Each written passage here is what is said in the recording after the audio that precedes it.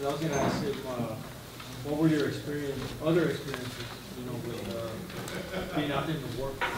But the other question to follow up on that is, have you worked with any other veterans? And what are they like motivated? Are you having issues with them as far as getting them to do stuff? What do you see with other ex-military members basically that you work with? Actually, the people that I've helped get jobs, 2 of the other people left at a year or less of their jobs for similar reasons. So while employers want to hire military, first of all, they're not going to hire anybody they don't know. So either my introduction or them meeting them is how they ended up getting the job. But actually, the experiences are similar. The frustrations are very similar. And so they're actually moving toward running their own business as well. One of the things that I shared with you yesterday is most veterans are not willing to do what I did with the networking and really immerse. I made it my job to network to learn. My calendar has a window for coffee in the morning, lunch in the midday, a drink in the early evening, or dinner in the evening, 6 days a week. And when somebody says, I try to fill those to learn and to meet new people and get new opportunities because I'm still learning. And I suggested that to my friends that were looking for a job. I called one of them up and said, hey, did you see what's happening in the paper with Tony Hsieh's organization? They just fired 30 people because of lack of trust and lack of leadership. And he says, I don't understand how that commits me. And I said, oh, you didn't go down and go to that meeting with Tony Hsieh and his team last Tuesday, and you didn't go to this other event that I suggested you to go to? No. I said, dude, if you had, they'd be calling you right now because you're exactly what they're looking for. But since you haven't, now you got to do it in the future for should that opportunity ever come up again. So I'm finding it's very similar. Now, the guys I'm talking to all have 25 years of service-ish. So we do have issues that the younger folks don't have, or challenges. And I think you saw some of them too, that you're actually a bit threatening to the people. And I never even thought of that either. But I look back in that first day when I had the crowd doing this and they were thinking business, and I think I might have set myself up for failure right there, because I think that's when the boss really didn't want to support me. So that's a similar experience with that. In the community as well, there's some amazing leaders out there, some amazing. But then some of the ones that are held up as very prominent and bringing down very large 6-figure salaries, I'm wondering why they haven't been run out of town yet. I don't know how that happens, but they know the right people or they're in the right place. So in our world, you wouldn't think it's fair, but it's different out there. So you'll see all kinds. And it's incumbent upon you to kind of interview them, literally interview them in your interview. You know, what are your expectations of employees? Who's your best employee and why? Why did you let the person go? They aren't backfilling. These are some of my thoughts. How would you are these appropriate for how these work environments? Because once you get in there, all this is going to come out anyway. So it's okay. And now I know my value better because I've done this. And the things that I'm valuable for is I understand leadership as a verb, not as a position on an org chart. Because out there generally, if you're at the top, you're the leader. I understand it's making things happen in the organization, as do you. Phil alluded to earlier, change. We are change monsters. I was told coming out of the military that the corporate world changes at a much faster rate than the military could ever keep up with. I learned it's just the opposite. It is totally the opposite. We are dynamic. We do things when it comes to change all the time. When you deploy, it disrupts the whole organization and you have to kind of get it all reset again. It doesn't happen out there. We do that better than anybody else. We understand commitment, integrity, and trust. And you can find a culture that has those, dive in. Really dive in. And I think the value of each one of you being an entrepreneur is you will create that culture. And I go work for you. I'll tell you, there's a bond here that I feel stepping in and being around you right now that I don't feel when I step into other offices with people. I truly would work with and for any of you. And I trust you. Because I know if you said we're going this way, I know you mean it, you were on board. It's a really cool thing. So I think what I learned is where I need to go is to be the person establishing the person. And I'd love to have you all be on the team. Can that help somebody? Yes, thank you. Even in contracting world, it occurs. All right. Jump up. Yep. Jump up. Time. Any of you guys can, I was just saying, Well, we need the microphone for the other. Okay. Sorry. Oh, got it. Okay, make sure it's on. It's on or not. All right. So very quickly, Christian and Josh, you guys have this canvas. I want you guys to write this down very quickly. Udacity.com. UDACITY.com. Got it? Steve Blank. He has a program called the Business Model Canvas through Udacity that is totally free. Udacity is one of our partners. They're awesome. Check them out. They got a whole bunch of great programmings. And if you go through ADU, if you ever want to go through a coding class or whatever, they give discounts. So that's awesome. But this program is completely free, and Steve Blank is the founder of this Business Model Canvas, him and Eric Reese with the Lean Startup. It's phenomenal. I want you guys just to see this. They're going to just kind of talk in general. We're going to pick somebody who hasn't talked about their business yet at this point and kind of go through some ideas. So you guys take it away. So, but before we jump into ideas and everything else, this is important. And the reason that I like a structure like this is, we're going to talk about ideas here. We're going to talk about, quick ways. What can you do to test that, flush those out, looking at minimum viable products, all those things. And that's a great way to begin the process. But before you actually take and go fully forward, a structure like this really helps because you can then figure out everything that you might potentially need and really fully flush the idea out. So I would say what we're going to talk about today in the next hour that we have, just because of time constraints, is the bare minimum. But this would be the homework that you would do based off of your idea to make sure that you're truly ready to take it forward. So along with that, I guess first and foremost, I'd like to understand, is everybody here looking to take a business forward, entrepreneurial? Like, what is the overall consensus? Hands up for entrepreneurs? Who wants to be an entrepreneur? Awesome. Everybody, kind of, sort of, not sure. That's okay. It's an odd group. It's okay. I would be skeptical myself. well, it's not that. I mean, I do have ideas, but I just never saw myself. I'm doing it now that I'm soaking in this information. It could potentially be. I've done both. We've had people up here who've talked and done both.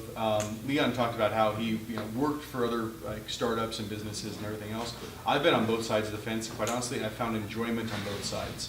So whether you get involved with a startup and you really love their mission and you want to help them achieve it, or you want to take your own forward, I think are both fully viable. It really depends on what skills you have and what you're ready for at that point in time. So I guess you want to go around a little bit and find out a little bit about the ideas you want to make. How many people here already have an idea? They know what they want? Fair enough. All right, cool. And then the rest of you guys looking for ideas, trying to figure it out? Kind of, sort of? Kind of. Fair enough. Well, we'll start going through that. I'm going to get you guys to share some of your ideas a little bit so we have at least a starting place, and then we'll probably take one of those and begin to take and workshop it a little bit so you guys get more direct interaction. Sound good? Yeah. All right. Idea. What's your idea? My idea is I'm concerned with the youth of today graduating high school and not knowing anything about economics. Okay. So, and I think Omar would be like the perfect partner to be with. Yeah.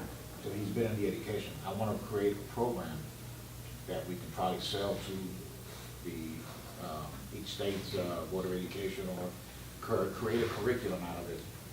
Also, take it to the charter schools, create something that parents can buy on their own. Those that teach at home, they can also purchase the program and go through it. It's kind of like a role-playing sort of idea. And it starts from everything from the paycheck, how it's broken down, taxes, insurance, 401ks, and it move on. All the things that we're not taught at all. Exactly, because to me, the problem with America is when a high school student leaves high school and gets into either corporate world or gets into going to school, college, they don't know what's going on. Do you know of Ramit Sethi? Ramit Sethi? No. Okay, so he has a website called I Will Teach You to Be Rich, which sounds really scammy. It's not. It's not at all. He's very, very forthright, very good guy. But he began with creating a book a little bit around personal financial habits and oriented more towards young people. And that was his one of his first things he did at the beginning, and it's grown up from there into helping people get the job they want, negotiate salaries they want, and now getting even higher to that, how to start your own businesses. But looking also at how he started and the impact he's had, only reason I say that is I think it's great to go after the educational system, right? But that's also a tough nut to crack because of all the bureaucracy there. He went after it a slightly different way and has had a huge impact as well. So looking at what he's done may also help you in order to look at other ways to be able to tackle this. Or, you know, Udacity offers training and curriculum programs out there, right? You can do something like Omar did with a $100 MBA. There's a lot of options to get that information out there, but I agree with you. I think it's a very, very interesting mission. All right. Sorry that it's going a little bit everything else, but I'd like to understand where you guys are, and that really helps me orient the class. Okay, so my idea is with the increased growth of transportation and logistics out there, trying to see if I can possibly start my own trucking company based out of here in the Fort Hood, Okay. Tilling area. Beautiful. You and I should, if we don't have time to workshop today, we should definitely talk a little bit afterwards. So two reasons. Number one is the company that I started and some software I've helped develop is all around logistics and transportation. So I'm not an expert in logistics, but I'm around that area a lot and I talk to a lot of people. I'm more on the technology side, but I understand enough about that I can help you a little bit down the road. I'd also give you some of the things I think are coming to change how trucking is going to work over the next coming 10 years that you may want to take into consideration if that's what you're going to go into as well. Okay? So if we don't workshop your idea directly, please make sure that we talk because I'd like to help you out. Okay. I mean, well, like some of the best memories I've had, you know, childhood and now, are when I was fishing with my dad. And, you know, there was like the best feeling ever just pulling out like a giant catfish. So that, it was like instant, you know what I mean? Like I love catfishing. That's it. And you know, it just came across to me one day that, you know, Cowboys fan wears a Cowboys hat, Broncos fan, you know, bass fishers have all these cool bass, you know, Bass Pro Shop, just tons of stuff. Yeah. And I went to go find a, you know, just a simple hat with the catfish on it. There's absolutely like almost zero, like completely none. And you know, the biggest, you know, brand I could find that have zero, you know, kind of apparel was Team Catfish. And you know, their clothing is like absolutely, you know, they have like maybe one or two things, and it's, you know, it's completely ugly. Okay. So I was thinking, you know, start kind of catfish-based apparel, you know, shop for people who like catfishing. Because, you know, I was thinking, I started with like 50 followers on Instagram, you know, like last month. And I have like 3,000 right now in like a month. Well, yeah. Well, there's two things to talk about there, right? So one is be interesting to break apart your idea, potentially look at how to test that. So instead of going after having your own apparel place first, right? What are inexpensive ways to test that? And then second, if you've had that growth on Instagram, there's two ways you can look at it. Number one is that's an indicator of market, right? Which is good. But also, is there anything in particular you're doing to get that growth? Because you can also say, I've learned something about Instagram, and I can share what I've learned about Instagram to other people, and that's valuable to them. Right. Now, So sometimes you never know which way this can go, right? Well, I already have like the design, like the brand would be Catfish Operator, which I got from 99 Designs already, own the domain. So I have pretty much everything except for the actual, you know, the logistics of where I want to get the shirts made, and because that's kind of expensive. Like profitability wise, I can get a hat with, you know what I mean? Okay, so I think there's a way to do some quick tests. And I apologize, I just want to make sure I understand where everybody stands real quick. And then we'll come back and we'll tackle a couple of ideas. We might not get to everybody's ideas to be able to workshop, but I want to find ideas that we can use as good examples so we can learn, you know, and it's applicable for a lot of people. Beautiful. I'm only passing you only because I don't mean to be rude. And I know you as well.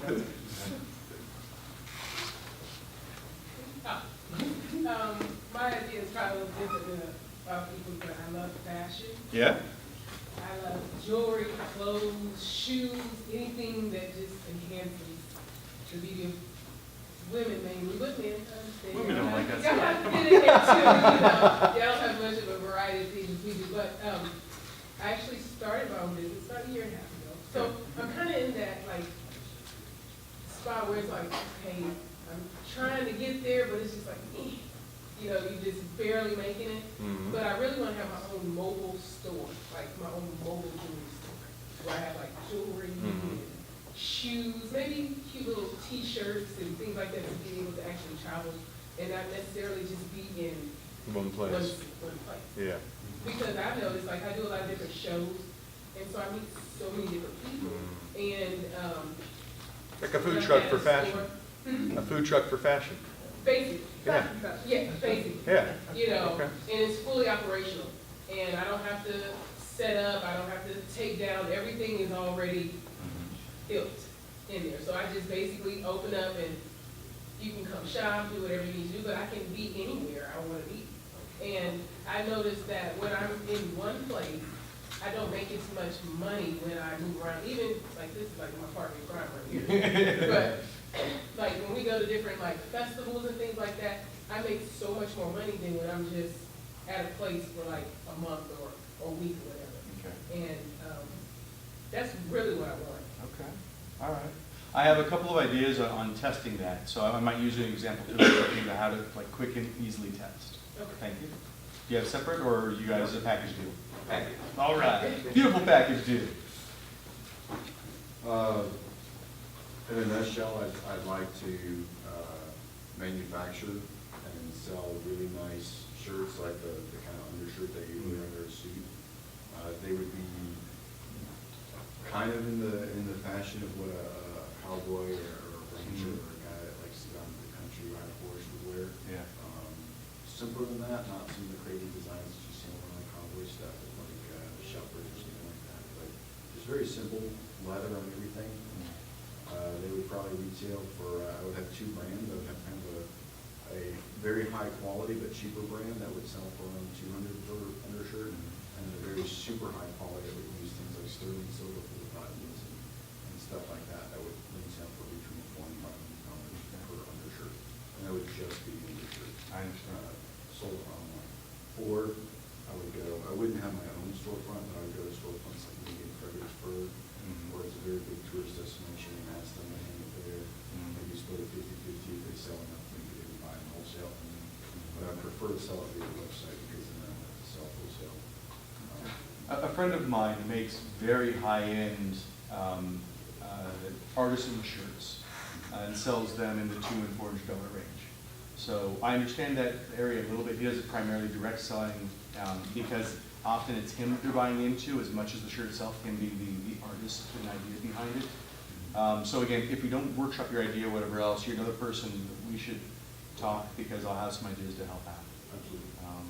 But my first thought on yours is also quantifying your market. You know, you have a desire to put this forward. I also want to understand the desire from the marketplace to make sure that it's going to work out well for you. And are you package deal or No, separate? she's different. Okay. I run a nonprofit right now that's been around for a while, and we work with marriages in crisis. We do 3-day weekends for them, and we have a 77% success rate at saving their marriage. So we are, we've been around a while, we're pretty well established, so, but always, I mean, I'm learning so much. So, Okay. And so what questions? Exactly. You can tell. Just you know, we've done this a little bit. It's okay. Dabbling. It's amazing. Thank you. I love what I do. So what questions would you have coming into this then, out of curiosity?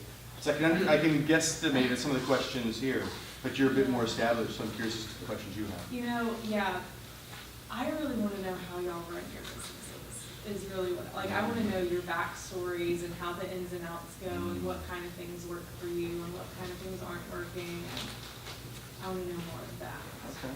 Because I'm over all the operations, so. Another thing are you involved in any entrepreneurial groups or anything else? You know, I was telling him this on the way home last night. It's so hard for me, and I hate, like, I'm not a feminist in any way, but for women, all of my friends are It's hard. housewives, and I love them, but they don't, And even in the entrepreneur world, it's very male heavy. it's very male. Unfortunately, yeah. Yes, so it's hard for me to find people to connect with. It just is. Even if it might involve travel, I'm going to encourage you, because I spent the first 5 years of being an entrepreneur and going through some of the hardest years of my business alone and not knowing any entrepreneurs. And it was very isolating. And once I started to meet other entrepreneurs, and slowly they became friends, then I learned at a deeper level. Because even talking to us, you'll learn about our operations, but you still have to get that slightly deeper friend level where I'm like, okay, here's what really happened, right? You know, and all of the facade comes down and you get that level of vulnerability. So by all means, I have to share anything I can with you that helps you understand how I've made this work, and I'm sure it's Yeah, that'd probably be pretty good to talk about maybe. This way these guys can learn a little bit about business operations and structure and some of Absolutely. the challenges that I've faced, you faced. Yeah. So why don't we pick one or two for looking at minimum viable product and testing, and then talk a little deeper there about how you build, challenges you've had, advice that you might have to help you. Sound like a good breakdown? Yeah, sounds good. All right. So real quick, you're good with time, right, Chris? Yeah. You're just riding back? Yeah. Is everyone good here if we go 15, 20 minutes longer? Beyond 3? Everyone's good, Yeah. and I know we need the bolt. Yeah, you guys can pack up. up. I can talk a little bit longer with people. Yeah, talk a little longer, but write down this other real quick resource in Austin, Texas, called The Bunker. Mm-hmm. What? The The bunker. Bunker. And it's run by a guy by the name of Joseph Kopsker. He was here last time at Fort Hood. Can you spell last one? Kosper. The Bunker. Just tell him that American Dream U sent you guys, and that he'd be willing, you guys can work in that space for free. Get the details from him, but it's kind of an incubator space. It's KOPS. KOPSER. KOP, right? And he created a company and sold it in 9 months after he left the military for a lot of money. To Mercedes-Benz. Oh, this probably had a still bakery in cupcakes. No, that was a lot of cupcakes. He sold that. He sold this company for tens of millions of dollars to Mercedes-Benz. Real great guy, 20-year veteran, but he's available to you guys, his group in Austin, Texas. So go ahead. All right. So we were just talking, I think time-wise, we'll likely have a chance to do 2 to 3, right? Start off maybe testing, talk a bit more about your experience before he has to leave, and I can jump back and do some more talking on testing again while they head on out. You want to go first? Go first, Yeah, hot seat, workshop your idea a little bit? Yeah, sure. Sure. Yeah? Well, let's put a hot seat up here. I like you. High pressure. There we go.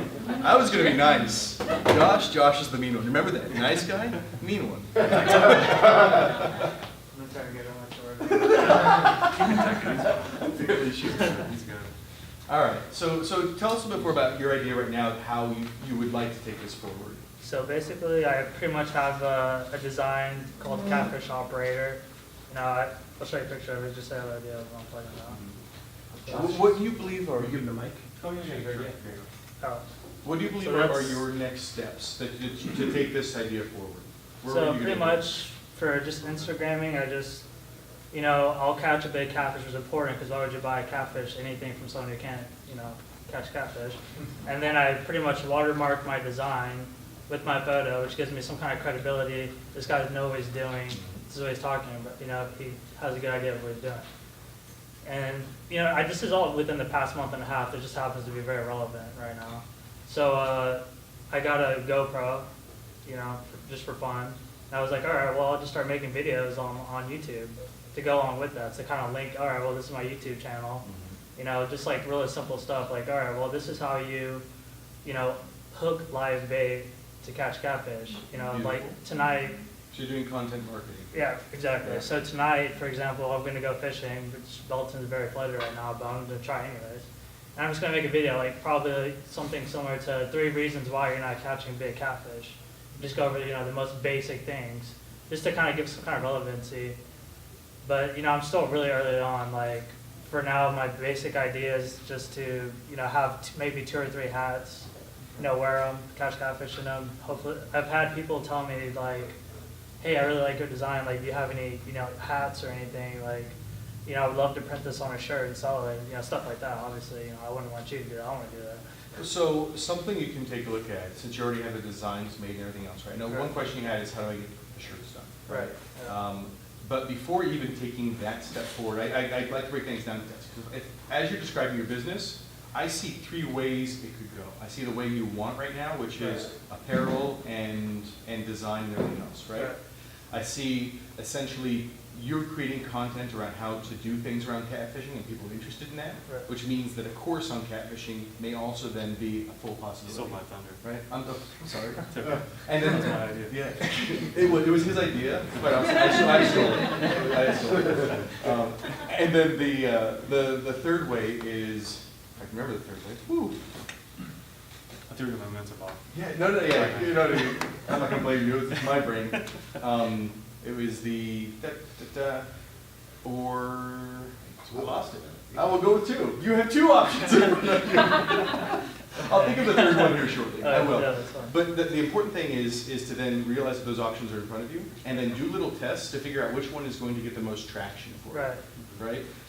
So if you want to see if the apparel is going to work, Yeah. right? If you found a place for hats, do a short run. Do Yeah. 10, no more than 10, or something on that, like a really short run, Right. and see if people will pick them up from you.